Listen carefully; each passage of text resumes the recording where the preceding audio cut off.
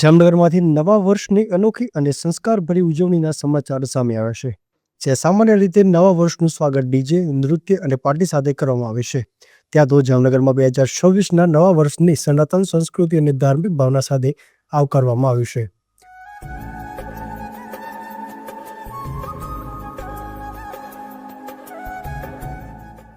જામનગરમાં એક પાર્ટી પ્લોટમાં 31 ડિસેમ્બર 2025ના રાત્રિએ નાના મોટા સૌ કોઈ એકત્રિત થયા હતા.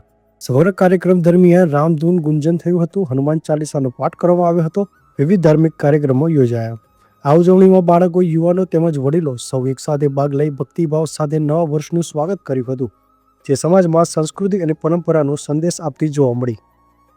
આ કાર્યક્રમના આયોજક અનુગિરી શું કહે છે, સાંભળી એમની વાત.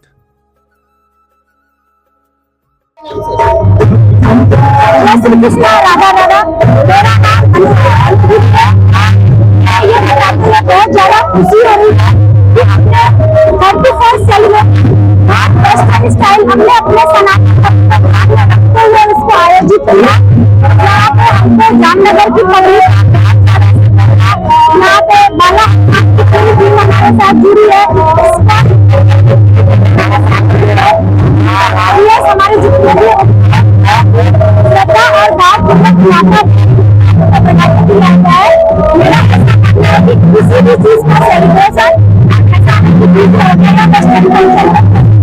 हम अपने सनातन धर्म को ध्यान में सेलिब्रेट कर सकते हैं। हमारी जो संस्कृति है वो थोड़ा हमारे और ये हमने बहुत किया, लेकिन जानने बहुत सपोर्ट किया। भाई मेरे जितने भी है सबका भी से आभारी हूँ। बहुत ही ज्यादा सक्सेस.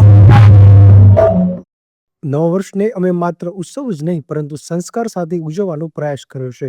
રામધૂન અને હનુમાન ચાલીસા દ્વારા સમાજમાં સકારાત્મકતા અને સંસ્કૃતિનો સંદેશ આપવા ઈચ્છ્યો છે.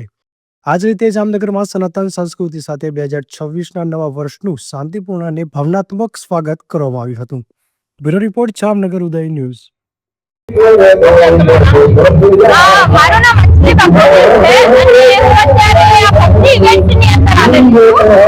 જ્યાં સારી રીતે ભગવાનનું નામ લેવામાં આવે છે, રામધૂન થાય છે, જ્યાં હનુમાન ચાલીસાનો પાઠ થાય છે અને આપણા નવા વર્ષની શરૂઆત ભક્તિથી કરીએ તો એનાથી સારી કોઈ અત્યારે કહેવાની વાત નથી કે બહુ જ સારી અને પોઝિટિવિટી વાતાવરણ છે. જ્યારે લોકો અત્યારે ક્લબમાં, રિસોર્ટમાં ડીજે પાર્ટી કરતા હોય છે, એની જગ્યાએ આપણે અહીંયા ભક્તિ ઇવેન્ટ કરી રહ્યા છીએ. એમાં બહુ જ મજા આવે છે. નાનાથી લઈને મોટા બધા અહીંયા એન્જોય કરે છે અને આ એક એવી જગ્યા છે કે તમે સિનિયર સાથેથી આવી શકો અને કહેવાય ને કે મને તો અહીંયા મારા પરિવાર સાથે મજા આવી રહી છે. અને મારું કહેવું એવું છે કે આવનારા વર્ષોમાં આવા ઇવેન્ટ બધી જગ્યાએ થાય એવી ઈચ્છા છે. કારણ કે અત્યારની જનરેશનને ભક્તિ અમારું બતાવી એ બી એક બહુ મોટું કામ છે. આટલું બધું લોકો કરી રહ્યા છે તો એમને બી મારો કહેવાય ને કે બહુ થેન્ક યુ. બહુ એટલે બહુ થેન્ક યુ કે આ રીતે ઇવેન્ટ આયોજિત કર્યું. એમાં બહુ મજા આવે. Thank you.